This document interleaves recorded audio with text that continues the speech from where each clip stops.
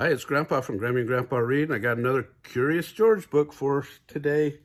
It's Curious George Visits the Library by Margret and H. Ray.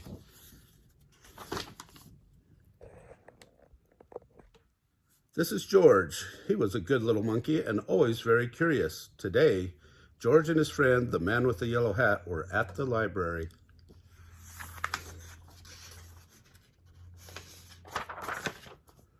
George had never been to the library before. He had never seen so many books before either. Everywhere he looked, people were reading. Some people read quietly to themselves, but in the children's room, the librarian was reading out loud. It was story hour. George loved stories. He sat down with a group of children to listen. The librarian was reading a book about a bunny. George liked bunnies. Behind the librarian was a book about a dinosaur. George liked dinosaurs even more. He hoped she would read it next. But next, the librarian read a book about a train. George tried to sit quietly and wait for the dinosaur book to be read. But sometimes it is hard for a little monkey to be patient. When the librarian started a story about jungle animals, George could not wait any longer.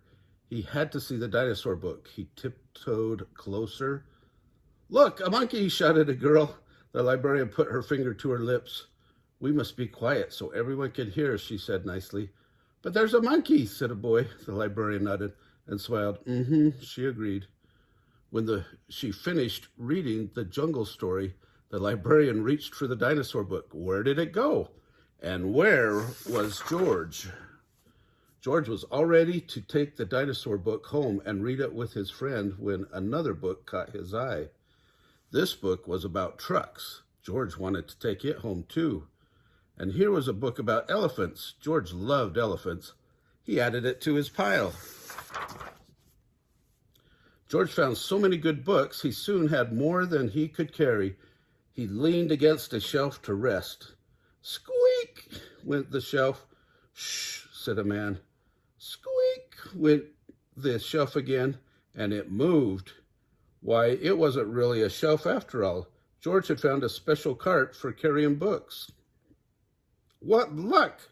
Now George could carry all the books he wanted. He rolled the cart between the shelves and stacked up books about boats and kites and baking cakes. He climbed higher to reach books about cranes and planes.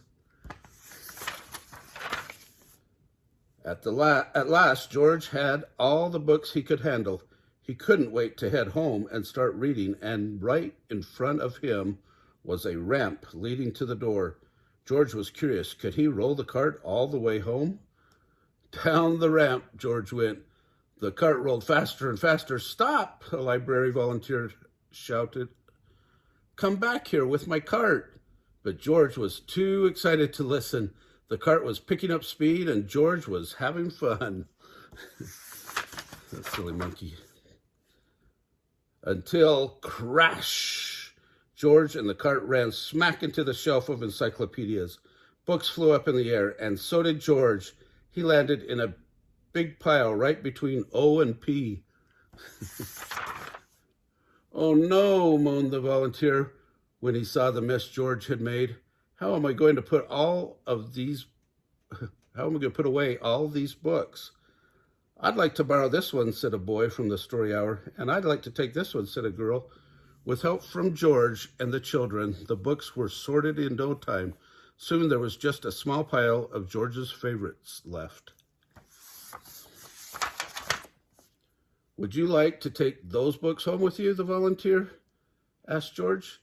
Then he took George to a special desk and helped him get his very own library card.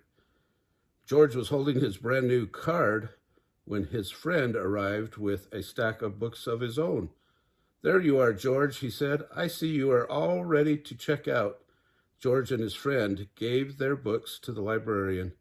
She smiled when she saw George's pile. "I was wondering where this dinosaur book went," she said. "It's one of my favorites, too." The librarian stamped the books and handed them back to George.